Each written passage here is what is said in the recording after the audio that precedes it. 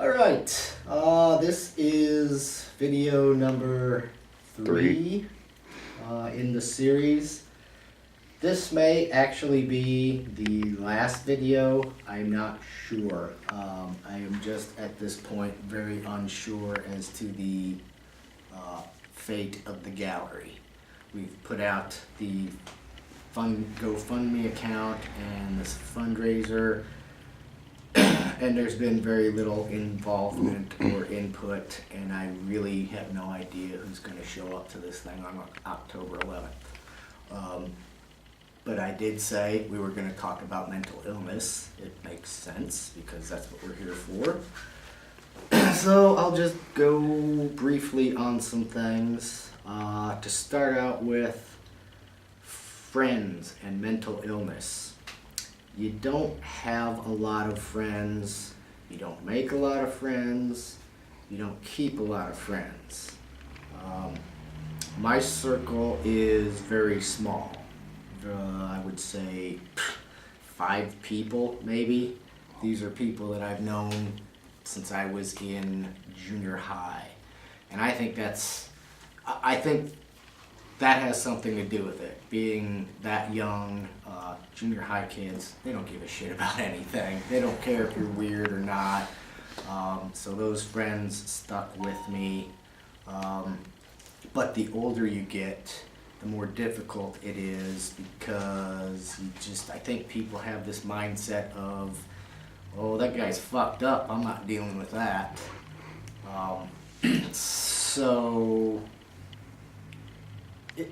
A lot of it, I guess, also is, and not having friends is, when you're dealing with mental illness, a lot of times you don't know what you're dealing with, so it's difficult to explain to other people. As a result, you get frustrated, you get angry, and you say things, you shoot from the hip, and you piss people off, and they walk away. I've walked away from a couple of people. I've had people walk away from me. I just walked away from somebody today, but I believe in my heart that there was nothing good was going to come of it. I do have one friend that I knew in junior high that I walked away from years ago, and I was lucky enough to be able to salvage that because he's actually a pretty important part of my life. As far as dealing with it, and these are all simply my opinions and what I've seen and what I've dealt with. There are hundreds of disorders under the umbrella of mental illness. I've known people with ADD, bipolar disorder. I don't know what it's like to walk in their shoes, but I know what it's like to kind of deal with that. I've dealt with it very poorly on some occasions. But dealing with mental illness is, you spend a lot of time or a lot of your life being a guinea pig. You're misdiagnosed a lot because a lot of these disorders play on each other. Anxiety plays on depression, agoraphobia plays on anxiety, and all these things come together. You get misdiagnosed. If you don't have insurance, you're fucked. Because anybody out there who knows, your regular doctor, your copay costs X amount of dollars. Anytime it has anything to do with mental health, it's double that. So if you don't have insurance, therapy and medications are hundreds and hundreds of dollars. If you do have insurance, sometimes it's still not affordable. There is no one magic pill that fixes everything. Everybody's brain reacts differently, and reacts differently to medications, to therapy, so that magic pill idea doesn't really work. What it's like, as far as for me, what it's like, depression, it's really hard to explain, but it's kind of like anybody out there who has any kind of allergies and you walk around with a foggy head, or you feel like you're walking around with blinders on, or you completely walk across 2 lanes of traffic and turn around and go, how the fuck did I get here? There's a lack of concentration because your mind bounces back and forth to a lot of things. Your mind is constantly racing.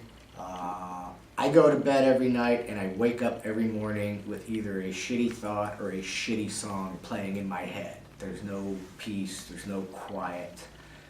It wears down your body and it wears down your immune system. I've got several things that are wrong with me outside of the mental illness.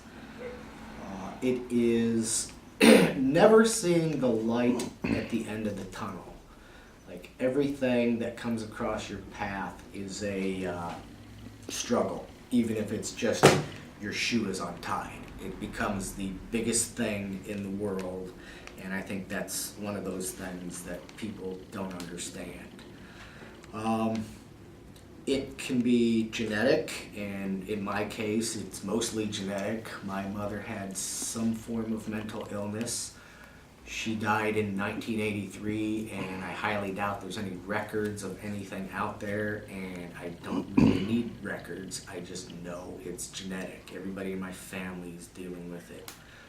It's environmental. It's the things around you. If you spent a lot of time just getting beat down by life or not getting the same opportunities of everybody else, it's environmental.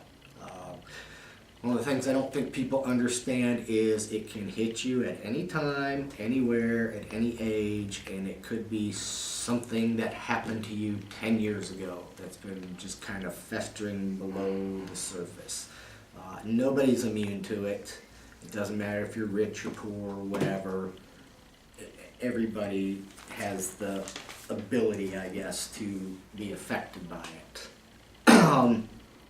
We tend to get the shit end of the stick on a lot of stuff. Like I said, the therapy can be expensive. The drugs are expensive. You get shuffled through the system a lot. Finding the right therapist. I always tell people it's like buying a pair of shoes or buying a house. You have to find the right fit. The very first therapist I had way more problems than I did. This guy could not look me straight in the eye ever. He spent 50 minutes chewing on his glasses and clearing his throat. He was really arrogant. The second one I had, I was convinced that I scared her out of the field. She just one day said, I decided that I'm going to quit doing this and be a stay-at-home mom. And my first thought was, great, I broke the therapist. The third one I had, he had his own set of problems, one of which he had no problems hiding the bottles of liquor under his desk. So you deal with that stuff. And as far as the therapy, it's, you know, you pay X amount of dollars for an hour a week, and it's not even an hour a week. It's usually about 50 minutes because they have to wrap it up and take their notes and do this and do that. And trying to condense all of these things that are bothering you or you're having problems with into an hour. When I was in it, it was once a month is what I could afford. So trying to condense all that stuff into a month was difficult. You don't cover half of what you want to. And that's not to say that therapy and the drugs, they don't work, because they do for some people. They just work differently for other people. We get the shit end of the stick with the media a lot because they tend to be one-sided and go for that angle of the guy who shoots a bunch of people. Oh, he was off his meds. They don't look at the system and where the system went wrong or why he didn't get the help he needed, why he was off his meds. And here is my scientific reason, because I have years of scientific experience in this, as to why people go off the deep end. Your brain is made up of all these little synapses. And this is where all that information, the impulses, the electricity, everything flows through your brain. all nice and easy. In somebody with mental illness, sometimes they're not connected correctly or they're just a little bit off. That does not mean that we are batshit crazy. It just means that our brains are formed a little differently. So the medications just create a bridge.